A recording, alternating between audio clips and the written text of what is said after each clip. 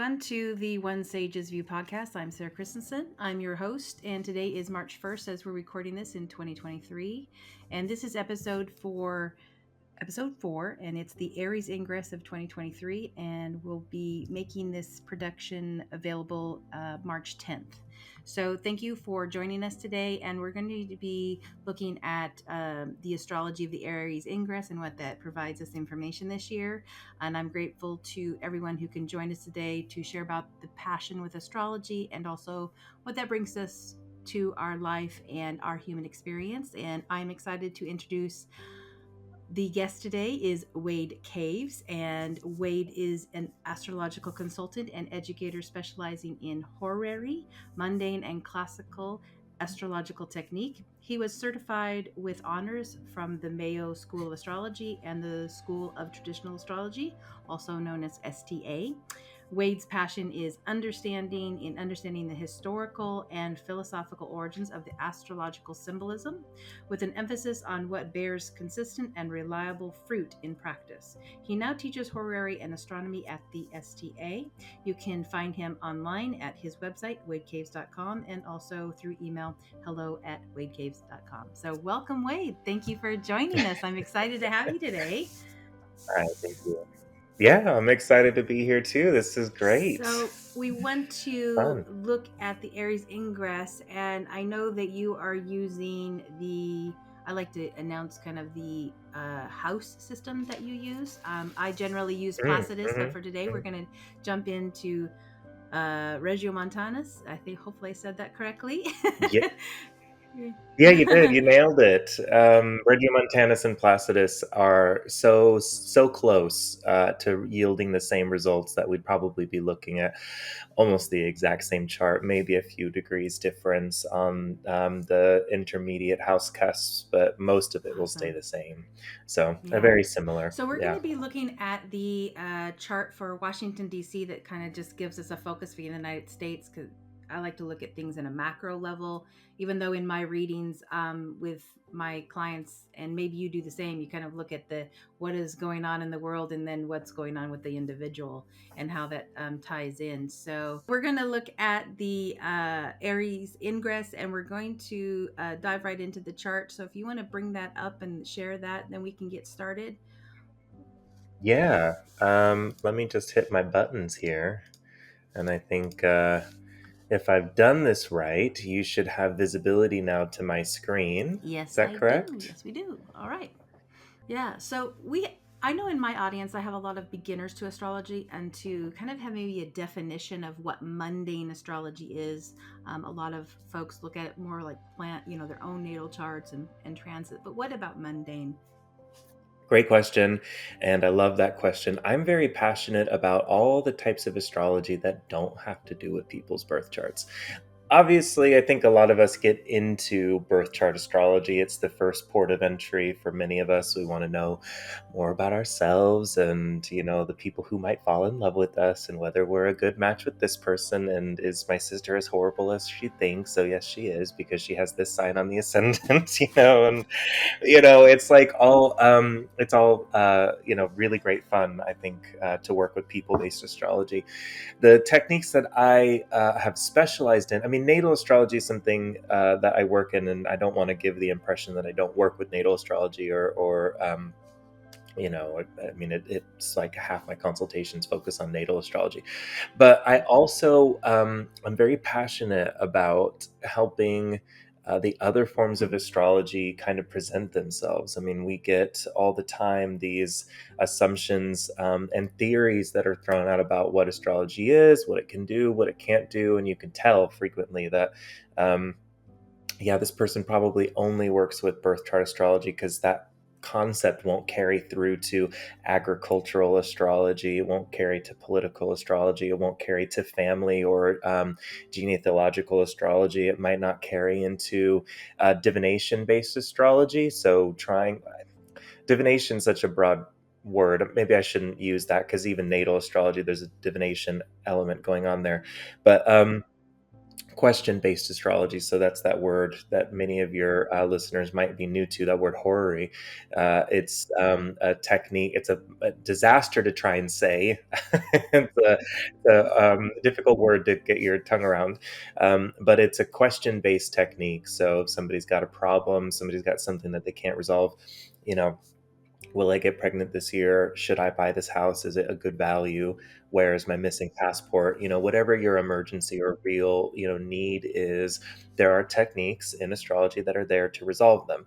Now, from very, very early on in human history, long before we even really have birth chart astrology, we have global astrology, astrology, political astrology, and agricultural astrology, which all falls under this umbrella of what we call mundane astrology. And that word mundane, I mean, when I first heard it, I thought, wow, well, they named it appropriately, boring, because when you hear mundane in English, that's the word. It's a very mundane. Um, the word mundane is coming from that Latin root mundo, which means world. So we're talking about this idea of things that are transpersonal. They're beyond one individual. They talk about what's happening in the natural world and humans' relationship to it. So mundane astrology can capture everything from what crops will do well this year, whether or not we can expect heavy rainfall, more earthquakes, more fires. Should we expect times of war, times of peace? Is there an argument of particularly good harvests, bad harvests? Are we, expecting maybe good financial outcomes over the course of the year? Are there particular jobs, for instance, or types of people who will have a little bit of a boost over the next year, things like this. So there are different, I let slip in there this idea of, next year, but actually when you take it really far back, it was a lot simpler than that. I mean, there was just this recognition, for instance, in the Mesopotamian regions of the world, that when the sun got to a certain configuration with the stars in the background, and this is like that, the fixed star Sirius would rise just before the sun does. We have that coinciding with the annual flooding of the Nile, which then brings so much trade and commerce, and so prospects about, it's like sending a groundhog outside to figure out if there'll be more weeks of winter, or to read a weather vane to figure out, or a barometer to figure out where the weather is going. It's essentially the same thing that's happening with astrology, as we take a little temperature check, and this is developed over many thousands of years into a very refined system, which is continually evolving and changing with different developments. I mean, there's been quite a few developments since the understanding and introduction of Uranus, Neptune, and Pluto into the astrological, firmament. Before, we didn't have visibility to those planets. There's a possibility that Uranus was seen and recorded, but nobody would have known what it was because it didn't stay visible at all times. Sometimes it's close enough at the opposition of the sun. Sometimes it can be close enough to Earth that we can see it very faintly. And there are reasons to believe that it was recorded thousands of years ago, and would fade from and then come in and out of records. But other than that, so there's been changes and developments. One of the core techniques in mundane astrology is taking a look at what's called the Aries Ingress.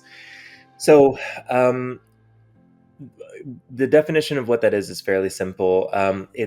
What we're doing is we're marking. I don't know if you can see my mouse, but you can. Okay, perfect. I love seeing that. Okay, so we're marking when the sun enters the exact first degree of Aries, like it's the first point of Aries. The sun has just crossed the equator. It's going north.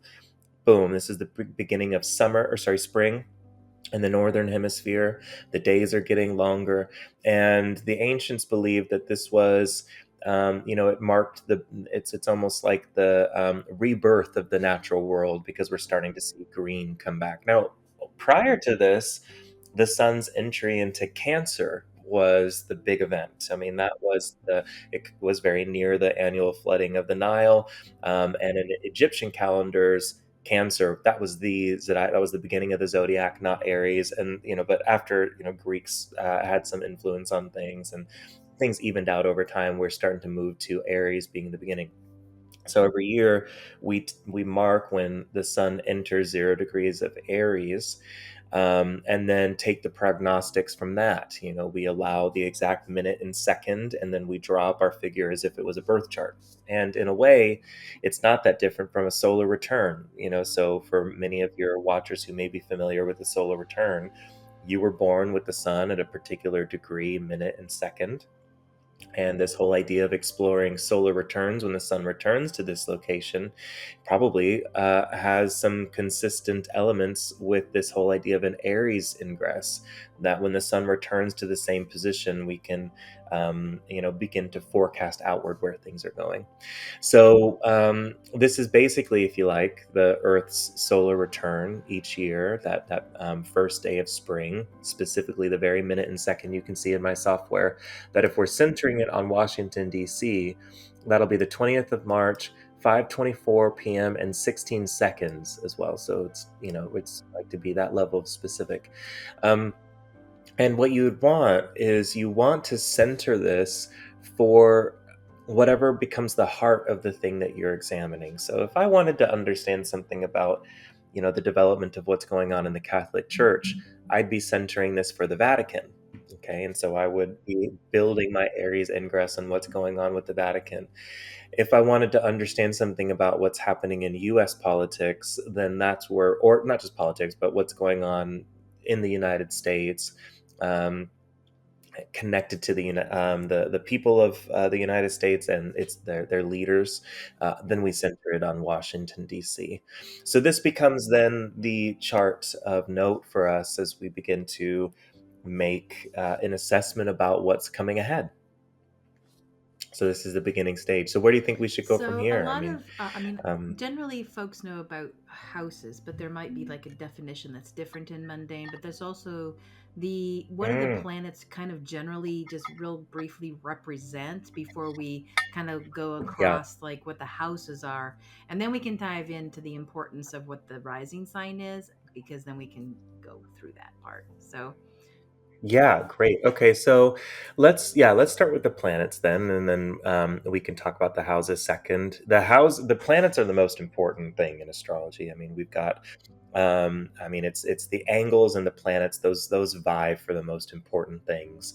The planets themselves, they represent, ideas and um, people, really. I mean, people, individuals, and imperatives, things that need to be accomplished out in the world. It's like if we could make an analogy here where astrology becomes like a play.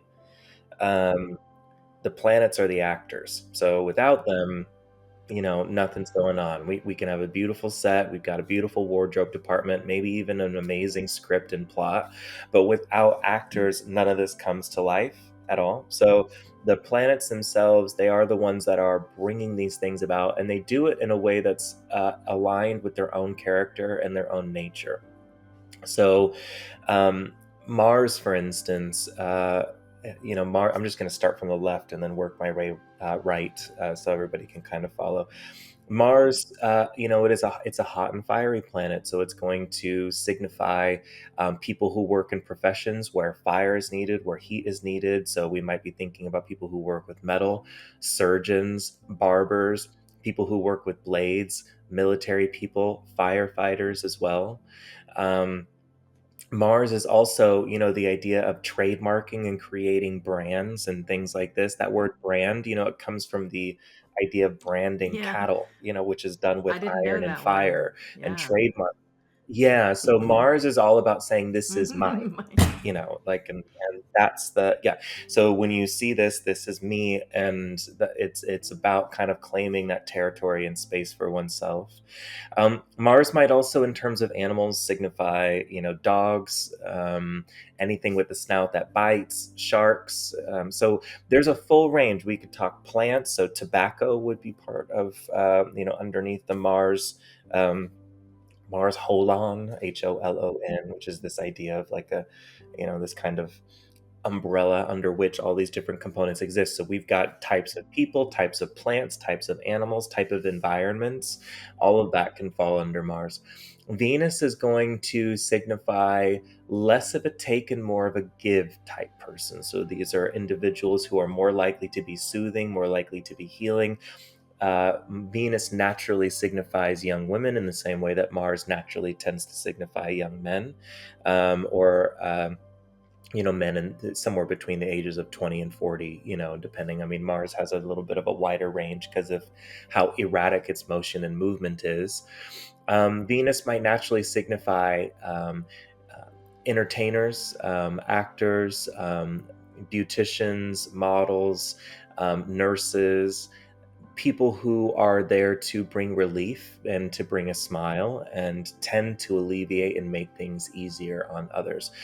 Jupiter is going to be a planet that signifies those who are of high stature in our society, or people who are dealing in lofty subjects. So, philosophy, law, anything academic, that, professorships, um, priests, and religion as well belongs under Jupiter. The nobility or the gentry, so this is just going to be the upper class, definitely the upper middle class in general. And let's see, is there anybody else that I mean, there's a lot of people that fit under all of this, so it just depends on what comes to mind. Mercury is going to be the thinker, the tinker. So it's the inventor, it's the creator, it's the city administrator, it's the secretary, it's the scientist, the researcher, the person who measures, the person who builds connections between things. So that could even be people who work in things like public transit and facilitating travel between two destinations, people who work in data, and are making a picture out of dots. um, Mercury is also going to naturally signify children and education and things of that nature. The sun naturally signifies leaders. It has signification over people who occupy positions of authority or control. It also signifies people who are brave and courageous. And it might, in some instances, share a little bit from what's going on with Mars and a little bit of what's going on with Jupiter and a little bit what's going on with Saturn. He kind of pulls a little bit of all that into its own signification, the sun does. But usually in these types of charts, the sun is most likely to signify a leader of some kind. And conversely, the moon then will signify the people. So where the sun is, the individual who leads, the moon are the masses which follow. The moon will naturally signify women in their I guess, like later years, but also infants and and mothers and everything connected to motherhood. The moon might also connect with connection and travel and the ability to make short distance journeys. A lot of people put that on Mercury, but historically that was more of a lunar thing. Mercury is the one that's responsible for making sure the road exists, but the one that's traveling it is the moon. So there's a difference in this kind of nature of communication and travel, and the moon's the one's doing it. Mercury is the one that makes that connection possible. And then So finally, that's a yeah, connection sorry. between. So the moon is more like the short-term travels, but Mercury is kind of the that what moves it. Is that what? Okay. Exactly. It's like if I could create, those old, I miss these like bank, those like ATM chutes you used to roll in the drive up ATMs, and you could put your deposit inside the little thing and you put it and just go, "Phoom," and then the vacuum pulls the money up the tunnel. The fact that a tunnel like this exists is mercurial. It connects point A, me and my vehicle, to point B, the bank teller inside waiting to receive my check, my cash, whatever, and to give me a receipt back. But the using of this and what travels between it Oh, is lunar. interesting. That's a So nice that's the description. Thank distinction. you. Yeah. Yeah, yeah. I mean, tunnels in general are easy to kind of work with, but I don't know. I just kind of thought about bank tunnels now, so that's what we what we have to work with. And then finally, we have Saturn, and Saturn is going to signify the elderly as an entire class of people, the downtrodden, people who work hard and don't receive as much back. Saturn's going to be the natural significator of those who have to command control where it's not willingly given. So you can think about, wardens in prisons, for instance, or bailiffs in courtrooms. So, yeah, so Saturn's going to have this kind of connection to those very austere characters and the individuals who are there to dole out, the harsh rule of law. Jupiter is a law planet, but Saturn kind of creates the constraints and gives an understanding about how law is dispensed. So these, yeah, so they all, there's no one thing that can't possibly be shared with multiple planets. It's going to be contextual. I mean, if we talk about firefighters, for instance, we could look at Mars, but we could also think about them being civil servants, and that might then point us to a house. So maybe now's a good time to transition into houses. So, the natural significator of a firefighter might be Mars, but then the fact that they are civil servants and they tend to work for a population would put them in a sixth house kind of dynamic. The houses in mundane astrology are very similar to what you would see. They are the same. Everything's the same across all branches of astrology. There's nothing that's like different in one branch or another. They just get recontextualized.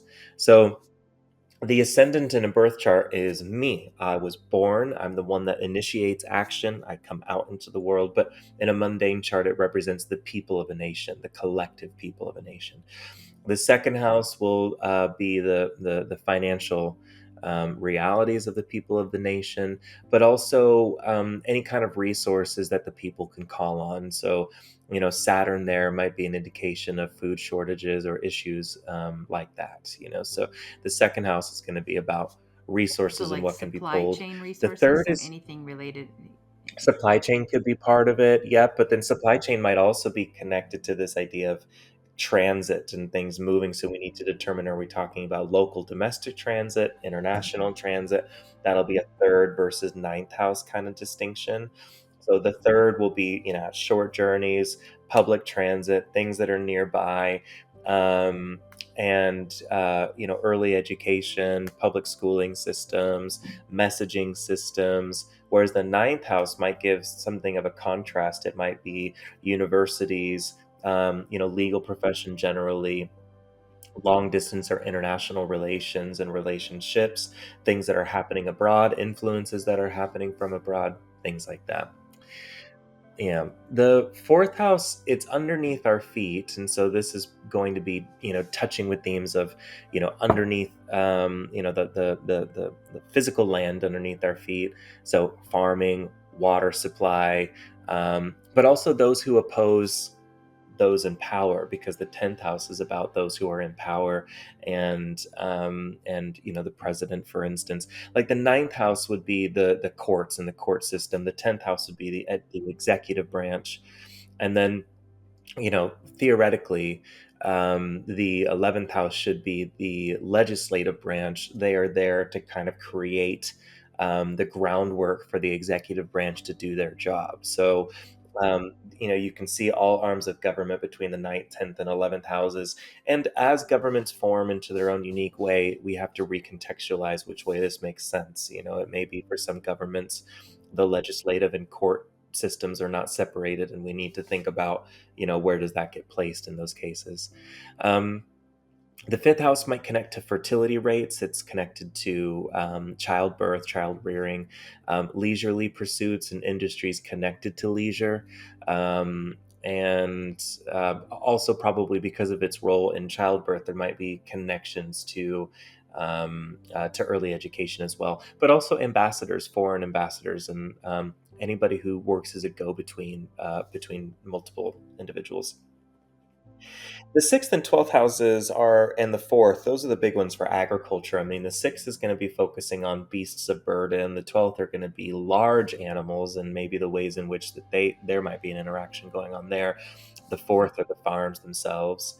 But the sixth also opens up, laborers, day laborers, people who work, out in fields, or people who are downtrodden generally, people who are not thanked for the work that they do. The sixth house is not, nobody thanks the cattle, for the hard work that they do. At the end of the day, the cattle wouldn't even know how to receive thanks. And that's, part of what's going on there. So the sixth house is not, it's generally not a good house, but it does also connect to this idea of civil servitude. So any, body of workers that work for the government or work for the people could be in the sixth house. The seventh house would be enemies, or people that we would as a nation be seeking to do business with. So seeing Mars in that house might be a suggestion of wartime or difficulty. We'll have Saturn stationing on the seventh cusp this year, so that's going to be an interesting thing to watch in terms of the development of international conflict. We'll talk about that in a little bit, though. The eighth house, national debt and death and mortality and things of that nature. We've gone through the ninth house. I think the only ones left are the 11th and 12th. So the 11th might signify, friends to the nation, but specifically the friends of the crown, or the friends of the people who are leading the nation and are there in assistance. So this could be other nations, but it could be people within the nation who become great supports to what's going on with the government. And then the 12th, hospitals, the infirmed, the very sick, people who are destitute, homelessness, human trafficking, things like this would belong I to the have two 12th questions house. on kind of how you went around the houses there.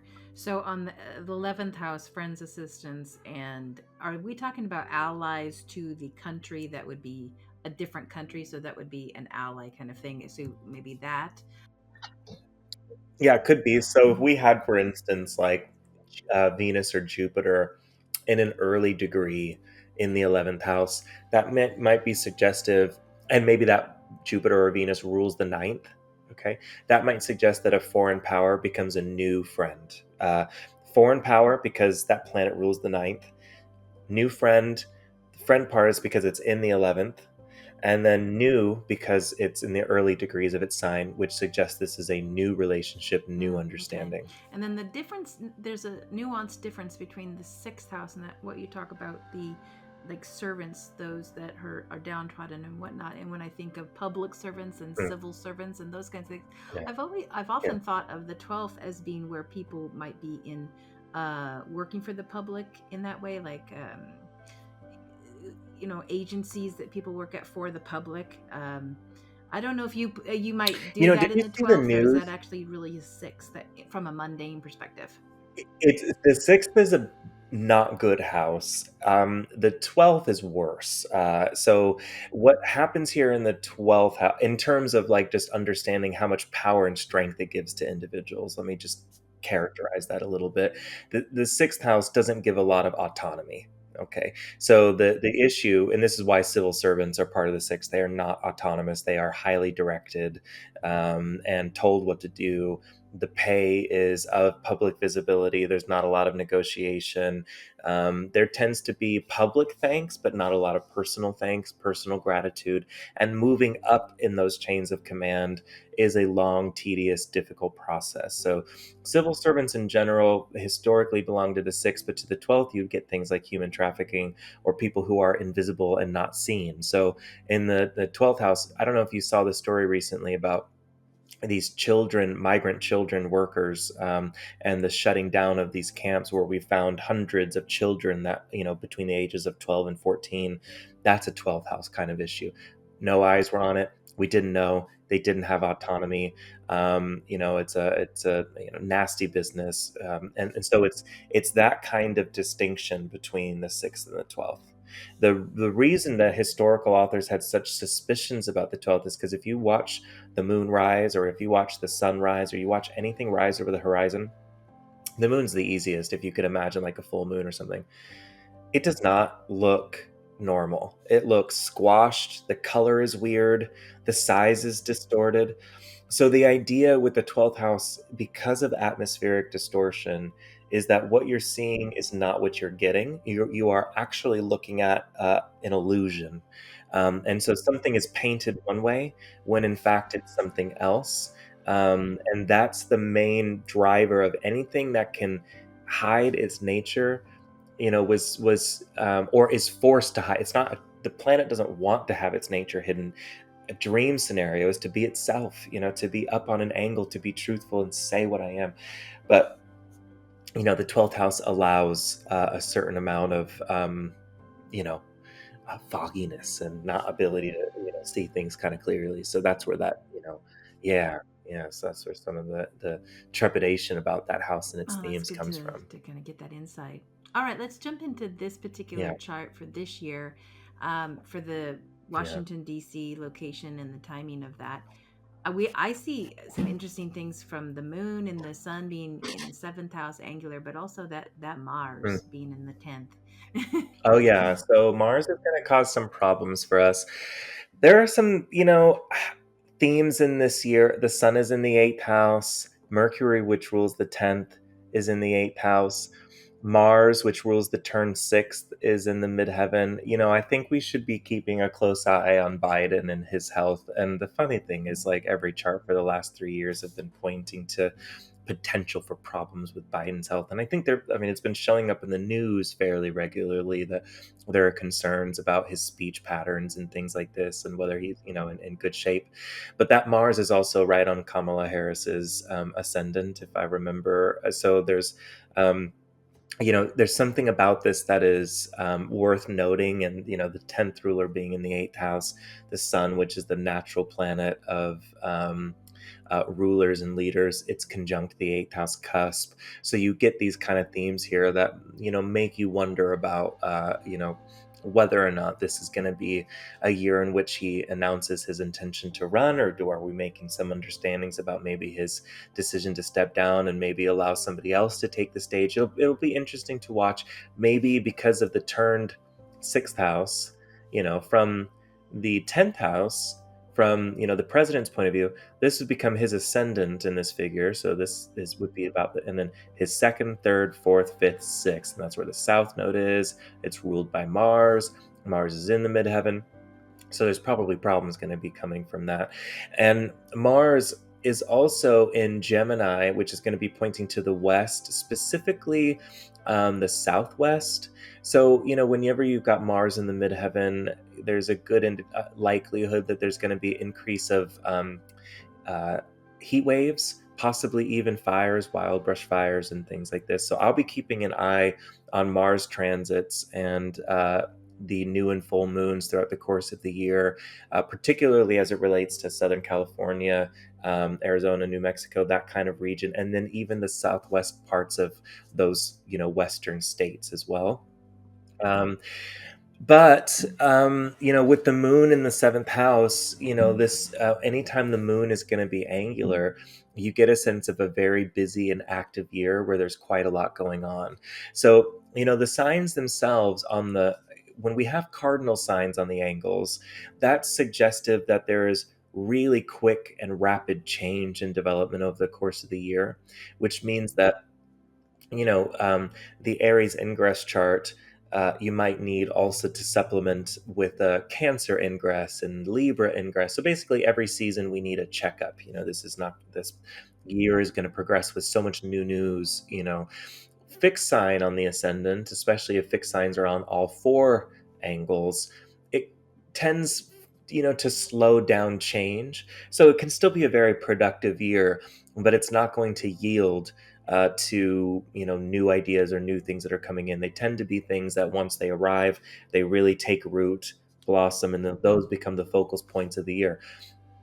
The mutable signs are somewhere in the middle, that they have a little bit of the drama of the cardinal signs and a little bit of the fixity of the. Sorry, I'm just trying to adjust my light here. A little bit of the drama of the cardinal signs, rapid change, but not too much. So just like with the mutable signs in real life, they occupy this period between seasons where they're a little, like right now the sun is in Pisces, or yeah, sun's still in Pisces.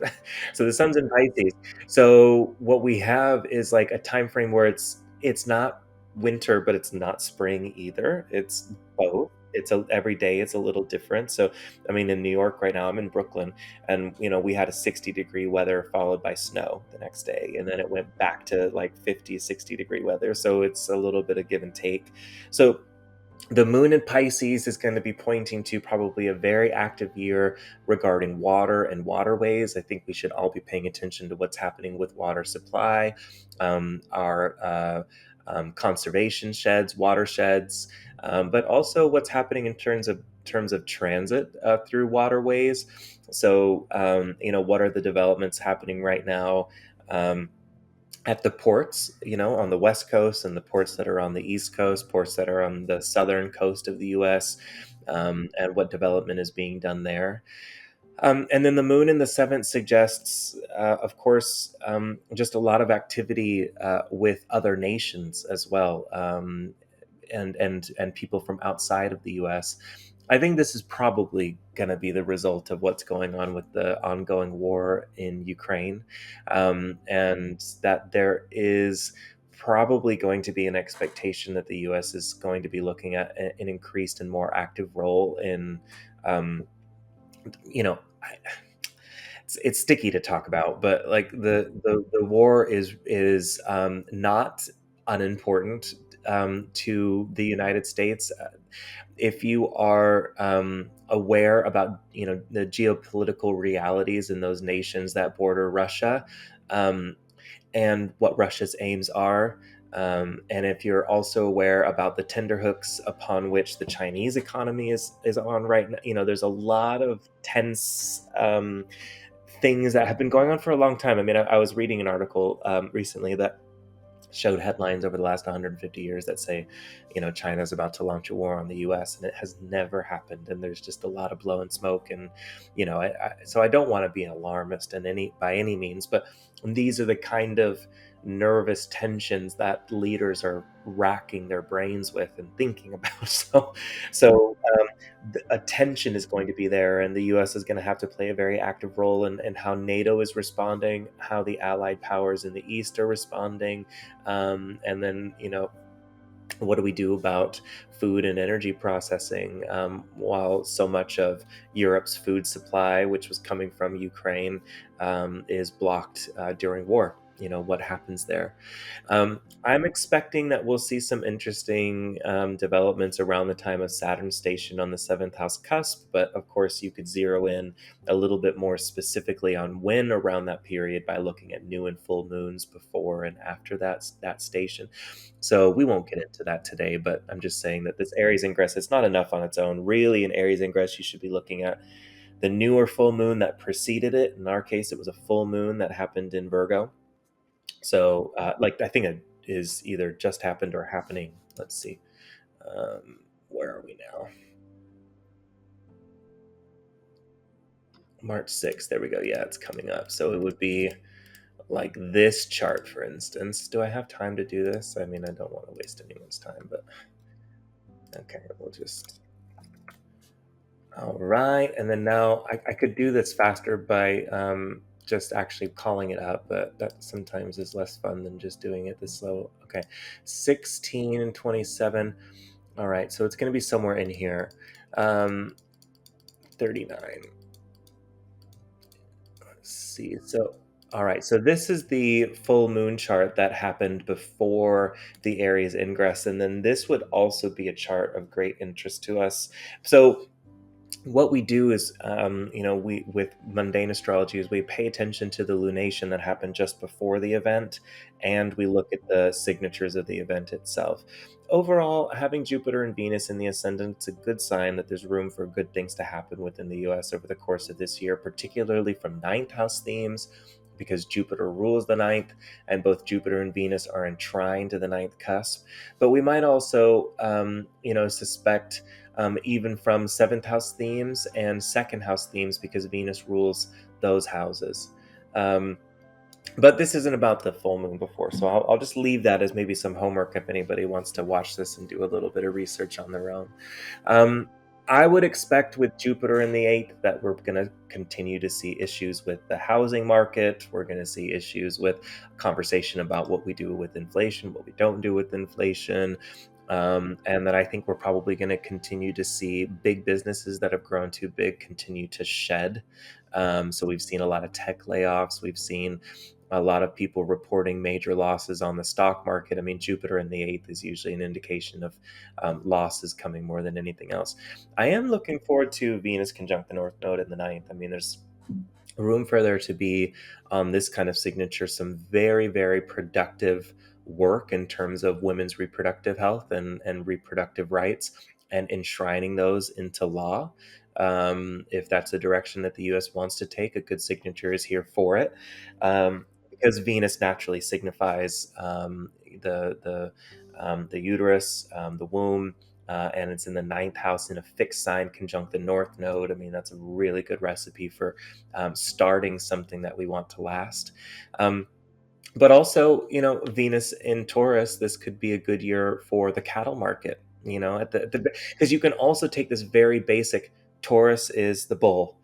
It is cattle, and Venus is a good planet. Whereas Mars is in Gemini, which is a very tech flavored sign. So I would assume from this, Mercury's in the eighth and Mars is in Gemini, that we're and Saturn is in square to the midheaven, which is also in Gemini. I would think, looking at this, that we probably could anticipate there will still be ongoing problems with the tech industry broadly. Organizations that have not had to tighten their belts are probably going to need to look to do that. And one thing you can do with these charts, if you want to get more specific, is pull out the charts for each of these individual companies. Find out who is shown in this astrology very, very clearly. And it might not be the company itself, it might be the birth chart for the CEO. If you find, for instance, that there's a CEO whose sun is at 3 degrees, or maybe their midheaven is at 3 Aries and their sun is at 1 Pisces, this chart is talking about them. They are going to be the ones manifesting, the reality shown in this chart. They become almost like the caricature of what everyone else will be experiencing, if you If get you what I don't mean. have Yeah. the leadership birth times, do you just use the Yeah. sunrise chart, or how do you do that? Oh, I don't use the angles in that case. I use a noon position because then I can get the moon about halfway between where she's likely to be. So if I do noon, I can, because I'm not using the angles. So I just want to see the moon. If I do noon, the moon will be like maybe 6 to 7 degrees before or after. And that's, as much information as I need. But the other planets, nobody else moves except for Mercury. Sometimes nobody else moves more than a degree a day. So you can get really good, reliable, sharp information, provided you've got a time chart like this that you can work with, for instance. So I just wrote a piece for the Mountain Astrologer, which will come out around the Cancer Ingress, talking about how I think this chart in particular is opening up a conversation about breaking down monopolies and continued focus on monopolies. So if you think about what's gone on in the news regarding Ticketmaster, with what's happened, Ticketmaster and Live Nation with the Taylor Swift concert and the Beyonce concerts and all this kind of stuff. But it's not just them. I mean, it's also ocean carriers that are getting the attention. Tech companies, Meta, or formerly Facebook, has been hit with a lot of concerns about antitrust. I know Microsoft they want to acquire a gaming company, but Microsoft owns one of the most popular gaming platform. And do you remember in the news where there were concerns about like Comcast throttling speeds for things like Netflix and I streaming remember hearing services and something things about it. like I that? didn't dive into it, but that would be really an interesting Yeah. issue. Well, there are concerns about, yeah, and so this things like this, that this is the issue with monopolies, is that if Microsoft buys and they're allowed to acquire one of the number one names, Activision, in gaming, if you're trying to play a game on a Mac or on a PlayStation, neither of which Microsoft owns, they own the PC market and the Xbox, they can just accidentally deprioritize your speeds, which gives you a much less desirable outcome, which then leads you to feel like you need to purchase one of their systems to enjoy that marketplace. So they're very intricate kind of stories the way they come together. But one of the things that I pulled out was that the head of the FTC now, she's very young. I mean, she was born in '89. I hate seeing that because she's a year younger than me, and I think, what have I done with my life? Why am I not the head of the FTC? So the FTC is the Federal Trade Commission, and they're the ones that bring cases against potential monopolies, state or federal cases anyway. And I don't have her birth time, but I've got her birth placements for the most part, and you can see her nodes are right on the ascendant descendant axis of the Aries ingress. And actually, this, around 5 degrees of Pisces, where Saturn is 1 through 5 degrees of Pisces, it is continually activated over the course of the next year in ways that are not friendly and possibly opening up issues related to monopolies. So when monopoly law first came in, Saturn was at 1 degree of Virgo, and now it's in exact opposition to that. So there's all these things that I think are pointing to this. It's coming back, drawing even from the Saturn Jupiter conjunction of 2020 in Aquarius, if you remember.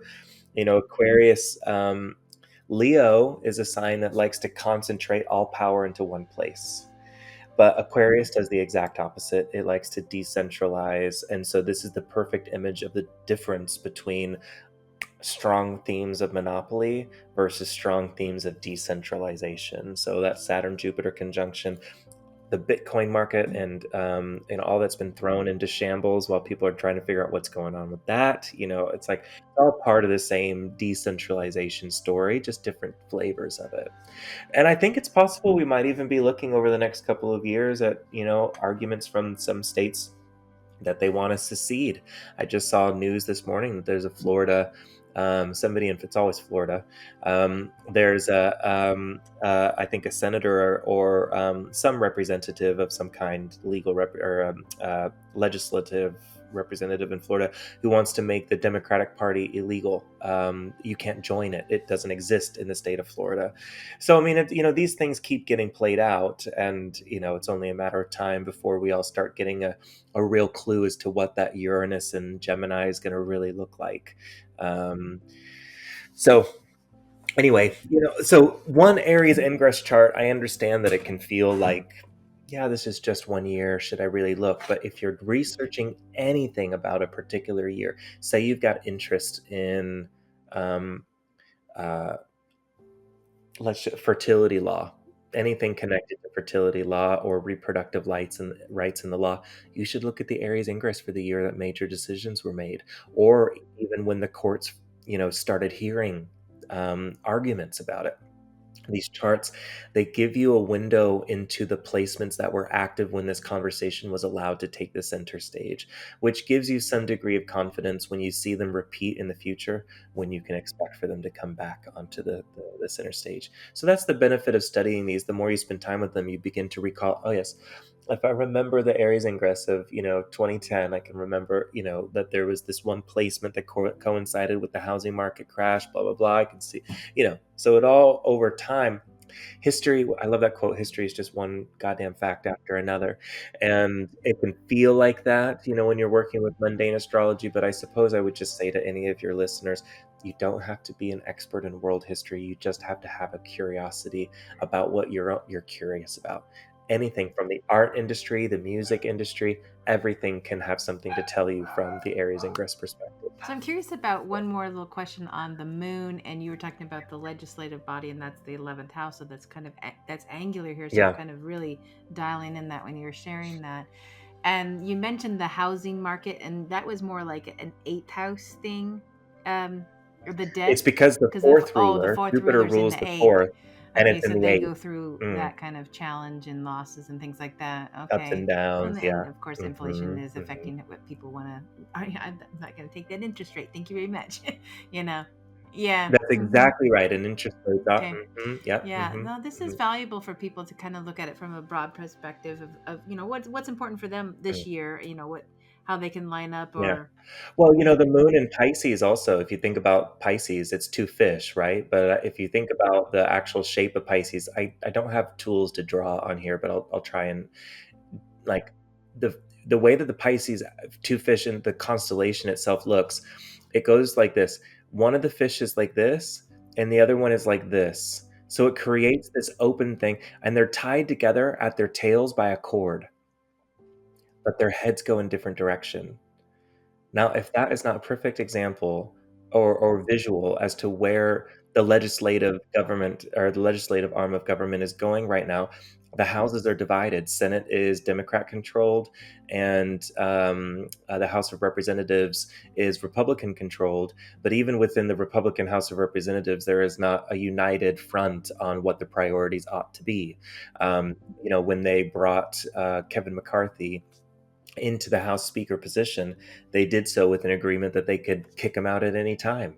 So um, I just anticipate that there's going to be a lot of wishy-washiness and some difficulty, and we have to remember the moon is lying on the sextile of Uranus and heading straight towards the square of Mars.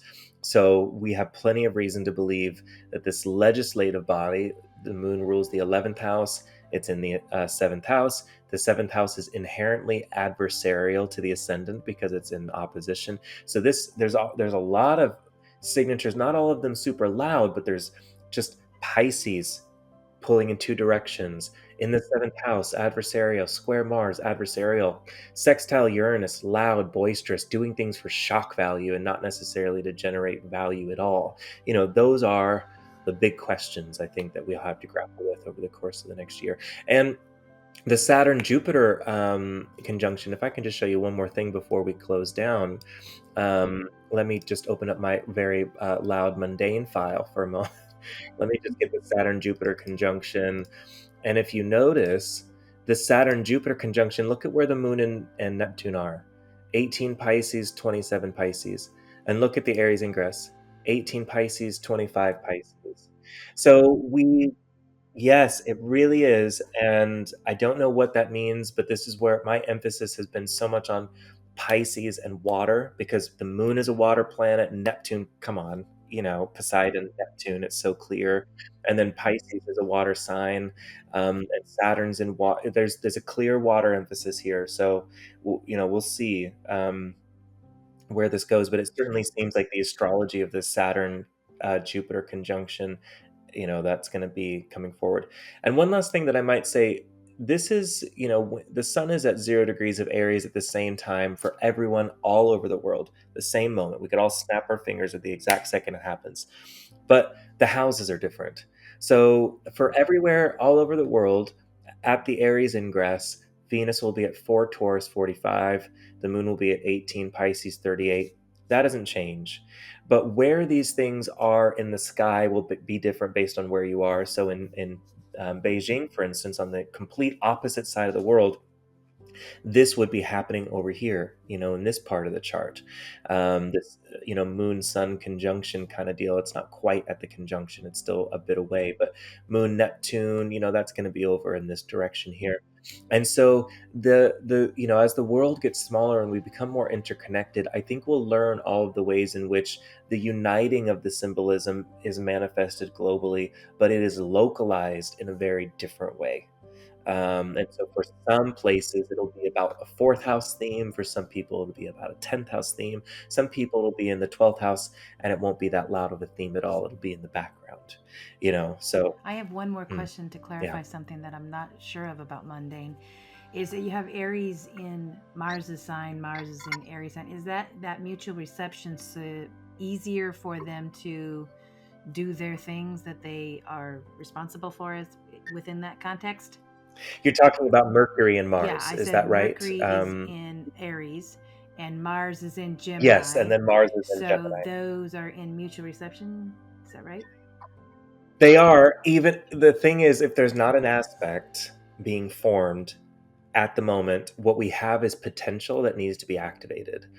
So it will be activated at different times throughout the year when Mercury and Mars come into aspect with each other, or when a planet is moving between them. So like whenever the moon is moving between Mercury and Mars in real time, or when she's doing it symbolically, like she might be in Aries and Mercury and Mars will have moved on, but she'll be between, like separating from a conjunction to Mercury and applying to a sextile with Mars, that creates, more than just the potential. It creates the opportunity for this potential to be made manifest.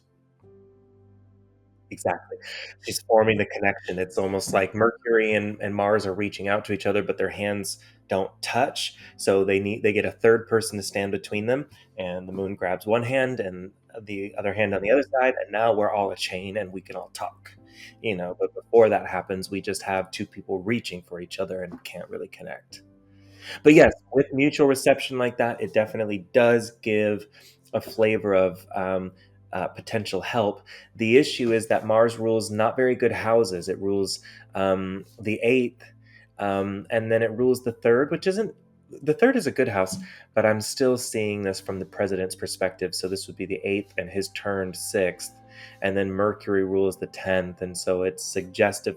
You never want mutual reception between the planet which signifies life and the planet which signifies death or illness. Mutual reception in that case means that everybody gets a little of what they want, and we don't want death or illness to ever get a little bit of what they want. So, mutual reception in that case, the planets are cooperating. The question is, are those the planets we want to have Right. cooperating? No, this is really good. And I think it's a nice overview for people Great. to consider about the Aries Ingress, especially if they're beginning, and how to maybe hold that in context with other parts of astrology that they're interested in, especially if they're Yeah. beginners, and to dive in. Are there any Yeah. books or anything that you would recommend for folks, or other resources? Yeah, Okay, so there's a couple things that I could point to. There's a good book by Nick Campion called Book of World Horoscopes. So if you ever find yourself in a nightmare trying to think, I need the chart for Saudi Arabia, just get that book. It has them in print. It explains if a country has like 8 charts, it explains where they all came from, who is behind this one. Maybe this one is for when a treaty was dissolved, and this one's when the new one was signed, and this one, whatever. So indispensable. It's big, costs a little bit of money, but always worth it. I also love. Well, I've got an old version. Oh my gosh, an old version from Nick Campion, Michael Bagent, and Charles Harvey. It's called Mundane Astrology. This is the old version, okay, but it's being reprinted and republished. So it's going to be coming up. So Michael Bagent, I'll get it up on the camera. Maybe it can be seen. Michael Bagent, Nick Campion, and Charles Harvey. Yeah. Um, yeah. Oh, there we go. Their names are much clearer reading there. Yeah. Yep, but it's being redone, so if it's this year or next year, it should be available for purchase in a new. Yeah, thank goodness. This one's in modern English, easy to understand. This book, Astrology of the World, but volumes 1 and 2, is going to be taking from various authors, and it's a traditional book, so it's taking from a lot of Arabic and Persian authors and bringing their techniques into one place. You can see that I have mine highlighted. But I'll tell you, this is a reference book for me. I read it, I go, okay, that's interesting, and then I put it away and get to work. I don't keep my nose buried in here, but every few years I'll read it again because I'm a little smarter, a little bit more experienced, and I get something new out of it. A book for everyday reading is going to be something more like this. And I also would say, if you are a big fan of evolutionary astrology or the outer planets or more modern psychological astrology, you've got to read Rick Tarnas's Cosmos and Psyche. I mean, that's the one. Classic. That one's Yeah. really gonna You have to have that one. classic. Yeah, gotta have it. Awesome. Well, this has been a wonderful time together. Thank you so much, Wade, for diving into the Aries. Yeah, Thanks for having me. the Yeah, thank Aries you. Ingress chart. Where can you have any events coming up that you might want to share with people? Yeah, there's a few. If you go to my website, wadecaves.com, you can either contact me if there's anything you're interested in, but I probably need to update it and show some events that I'm doing. I always host webinars about every 2 weeks, and we have different topics. They're a lot of fun. So if you're on my mailing list, which you can join by either emailing me or signing up on my website, you'll get notifications about that. But I do have a couple conferences coming up. So I'll be speaking at NORWAC this year. Excited about that, talking about solar returns and the lots. And part of fortune. Yes, I think that one's going to ruffle a few feathers. I'm excited. And then I'm going to be speaking also at an online conference called the Astrology Student Conference, And that one's hosted by the Mayo School of Astrology. So if you go to mayoastrology.com, Mayo, just like Mayo Clinic, mayoastrology.com, you can see details about that conference, and I'll be presenting there. That's on the final weekend in April. So there are other events that I'm doing throughout the course of the year. There's an OPO conference that I'm a part of as well. I'm only hesitating on speaking on it because I can't remember the dates right now. But I know it's So the coming OPA up. conference Yeah. as well. So awesome. Yeah. Well, thank you Yeah. so much for your time Great. today. I really, really appreciate it. Thank you, everyone, for Great. listening Thank you. today. I'm Sarah Christensen with the One Sages View podcast, and thank you for listening. We'll catch you next time. Bye-bye.